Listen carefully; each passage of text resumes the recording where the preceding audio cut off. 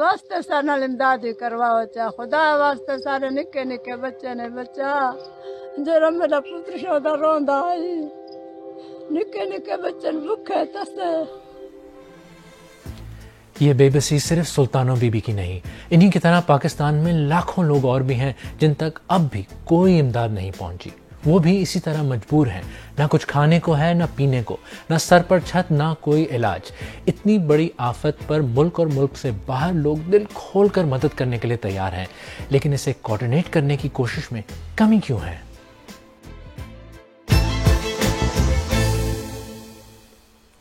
میں ہوں خالد کرامت اور آپ سیربین دیکھ رہے ہیں. ہر گزرتے دن، ہر گزرتے گھنٹے کے ساتھ پاکستان میں حالات خراب سے خراب ہوتے جا رہے ہیں، لیکن جس سکیل پر کام ہونے کی ضرورت ہے وہ نہیں ہو سکا. اور آج کے پاکستان کی ٹریجڈی یہ بھی ہے کہ جو لوگ مدد کرنے کے لیے تیار ہیں انہیں بھی اس کا طریقہ ٹھیک سے نہیں پتا. ڈونیشنز لے کر ضرورت مندوں تک اسے پہنچانے کا کوئی افیکٹو سسٹم نہیں ہے، اور شاید ایسی قدرتی آفت میں عملی مددگار بننے کی مشکلات کا بھی اندازہ نہیں ہے. والنٹیئر گروپس کو یہ بات ذہن میں رکھنا بہت ضروری ہے کہ سیلاب زدگان کی مدد کے لیے جاتے وقت وہ اپنے آپ کو سیلاب زدگان جتنی مصیبت میں ڈالنے کے لیے کم از کم تیار رکھیں. پاکستان کے بہت سے حصے ایسے ہیں جو بالکل کٹ گئے ہیں، روڈز تباہ ہیں، سب کچھ ڈوب گیا ہے، دور دور تک بس پانی ہی پانی ہے. بیٹھے بچوں کا ڈگر ڈگان پایا کشے کو نہیں دیکھو اللہ واسطے ذرا امدادی کرواؤ چا خدا واسطے میرا بچڑے اللہ تک مہنڈے ویڈی رات دا فکر کھا دی ویڈی جو پرائے تیڑا تے کیوے پائے راسمو رول گئے میرے بچڑے اکا بکھے گرے بھائی کشے کو جسے نا.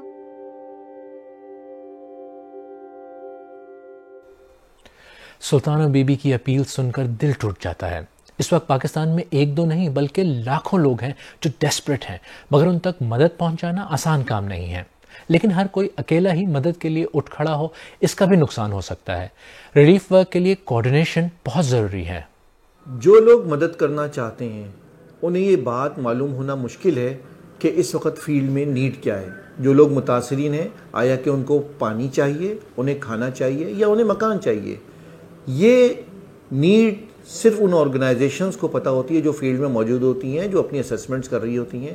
2015 تک پاکستان میں ایک کوارڈینیشن میکینزم کام کر رہا تھا، کلسٹرز تھے، جس کی وجہ سے یہ ڈپلیکیشن نہیں تھی. چونکہ یہ 2015 کے بعد یہ میکینزم کام نہیں کر رہا تو اس وقت فیلڈ میں ڈپلیکیشن بہت ہے، اور انفرادی افراد یا کچھ لوگوں کے آگے ڈائریکٹ فیلڈ میں چلے جانے سے اپنے پیسے یا کوئی چیز، اس سے اس بات کا قوی امکان ہے کہ وہ وہی چیز پہنچاتے جو پہلے اس جگہ پر کوئی اور دے کے جا چکا ہے. پراپر اسیسمنٹ نہ ہونے کی وجہ سے وہاں پر بھگدڑ بھی مچ سکتی ہے. ریلیف پہنچانے میں مشکلات تو ہیں، لیکن یہ سمجھنا بھی ضروری ہے کہ اس وقت سچویشن اتنی خراب ہے کہ فوری ایکشن کی سخت ضرورت ہے، اور اس کا کچھ اندازہ سٹیٹسٹک سن کر بھی ہوتا ہے. اس سیلاب میں اب تک ملک بھر میں 1162 لوگ ہلاک ہو چکے ہیں، اور یہ تعداد بڑھتی جا رہی ہے. 72 ضلع ایسے ہیں جنہیں کلیمٹی ہیڈ ڈسٹرکٹ یعنی آفت زدہ علاقہ ڈکلیئر کیا گیا ہے. اس کا مطلب یہ ہے کہ یہاں بچ جانے والوں کے لیے گزارا کرنے کے لیے کچھ نہیں بچا ہے. یہاں سروائیول کے لیے فوری شیلٹر، راشن وغیرہ کی سخت ضرورت ہے. سیلاب سے متاثر ہونے والوں کی کل تعداد اب تک 3 کروڑ سے بڑھ گئی ہے، اور سیلاب سے تباہ ہونے والے گھروں کی تعداد 10.5 لاکھ سے زیادہ ہے. اور جن لوگوں کا گزارا ہی مویشی پال کر ہوتا ہے ان پر باقی مشکلات کے ساتھ ساتھ یہ قیامت بھی ٹوٹی کہ 7 لاکھ سے زیادہ مویشی سیلاب کی نظر ہو گئے.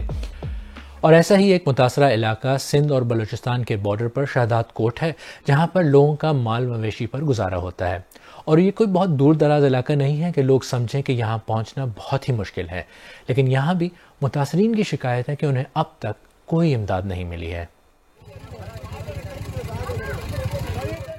سندھ میں لوگوں کی اس وقت کیا ضرورت ہے ابھی تک اس کا تخمینہ لگانا مشکل ہے. تاہم جو ریلیف کا سامان آ رہا ہے اس میں زیادہ تر پکا ہوا کھانا ہے یا تو پھر بسکٹ اور جو ڈرائی راشن ہے.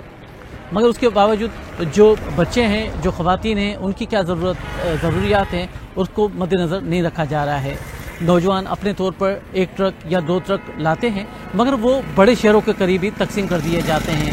शहजाद कोट जो बलूचिस्तान के करीब ये इलाका है या ऐसे इलाके जो दूर दराज हैं और मरकज़ी शाहराहों से दूर हैं, वहाँ तक लोगों की रसाई नहीं होती। उसकी वजह शायद ये भी हो सकती है कि यहाँ पहुँचने में फ्यूल काफ़ी ज़्यादा लगता है और गाड़ियों का जो खर्चा है वो भी ज़्यादा आता है। लिहाजा जो बड़े शहरों के करीब और कौमी शाहराहों पर जो शहर हैं वहाँ पर लोगों को रिलीफ पहुँच रहा है और यहाँ पर मुमकिन नहीं है।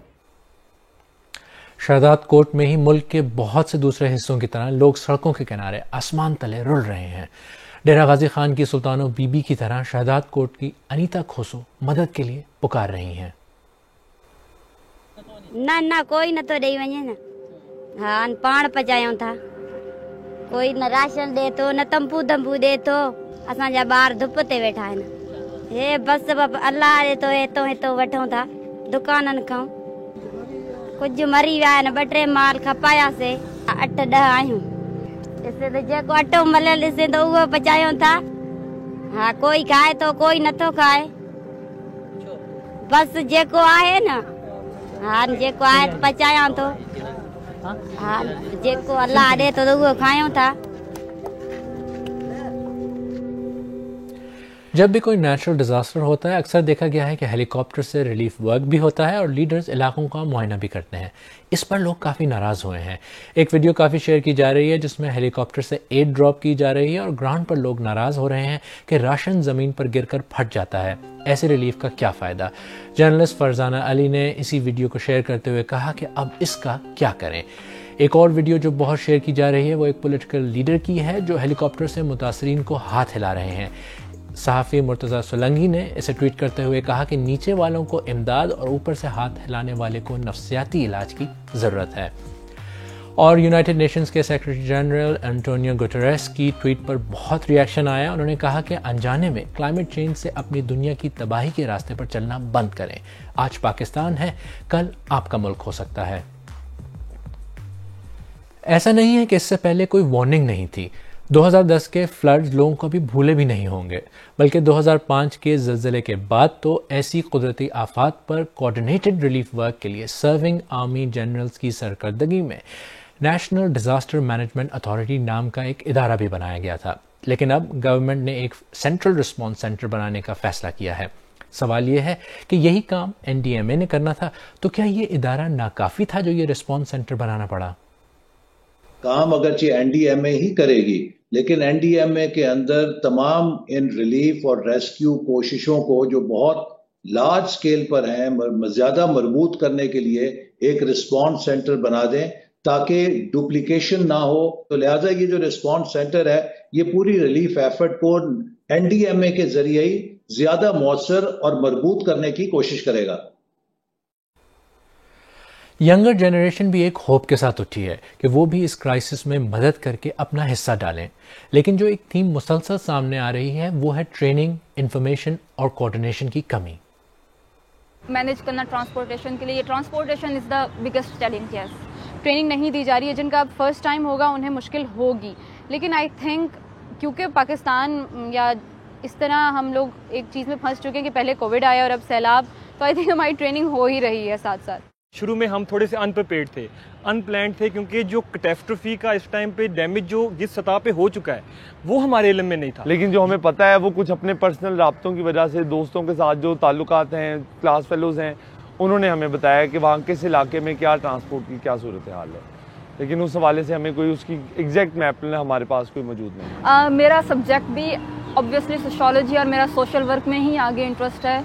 तो अगर अभी तक मेरा आखिरी साल है लेकिन अभी तक हमें डिज़ास्टर मैनेजमेंट की ट्रेनिंग नहीं मिली, तो आई गेस हमारी यूनिवर्सिटीज़ में कोर्सेज़ में ये इंक्लूड होना चाहिए। और ये बिल्कुल सही है कि किसी भी डिज़ास्टर रिलीफ मुहिम में कोऑर्डिनेशन बहुत ही अहम होती है, क्योंकि लोगों की नीयत चाहे मदद करने की हो, लेकिन अगर सही तरीके से ना की जाए तो उस सिचुएशन को उल्टा मुश्किल भी बना सकती है।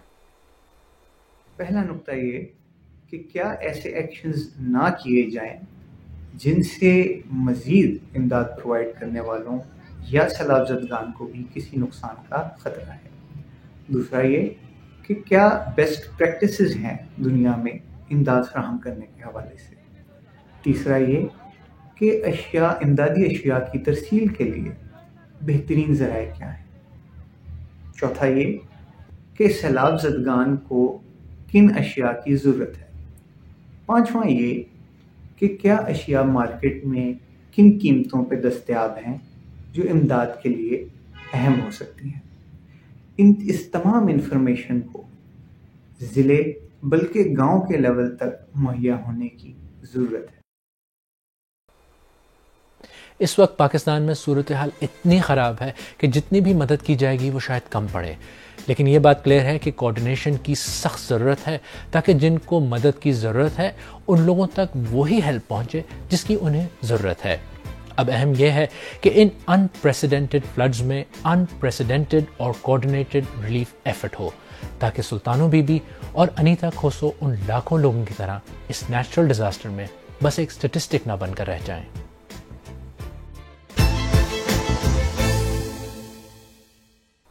اور اگر آپ کو ہمارا پروگرام پسند آیا اور آپ نے اب تک ہمارے یوٹیوب چینل کو سبسکرائب نہیں کیا تو فوراً سبسکرائب کا بٹن دبائیں، بیل آئیکن پر بھی کلک کریں تاکہ آپ کو اپڈیٹس ملیں، اور اس پروگرام کا لنک اپنے دوستوں کے ساتھ واٹس ایپ، فیس بک اور ٹویٹر وغیرہ پر ضرور شیئر کریں، اور آپ سیربین کی پرانی قسطیں دیکھنے کے لیے یہاں کلک کریں۔